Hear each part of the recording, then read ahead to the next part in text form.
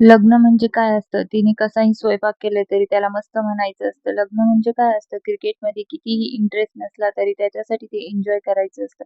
तुळशीबागेत जायचा कंटाळा आला असला तरी तिच्यासोबत आनंदाने जायचं असतं. लग्न म्हणजे काय असतं? तो कितीही म्हातारा झाला तरी त्याला चीर धरून भासवायचं असतं.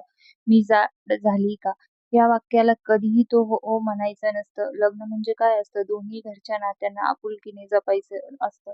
वेळप्रसंगी आपल्या इच्छांना हसत-हसत विसरायचं असतं. थोडक्यात काय लग्न म्हणजे काय असतं? छोट्या-मोठ्या गोष्टींमध्ये केलेलं कॉम्प्रोमाईज असतं. कारण we will grow old together असं एकमेकाला केलेलं प्रॉमिस असतं. लग्न हे सुद्धा अंदाजावर जन्म घेणारच नातं असतं. तिथली आकडेवारी ही चुकायची, पण आपला साथीदार इतकाही वाईट नाही.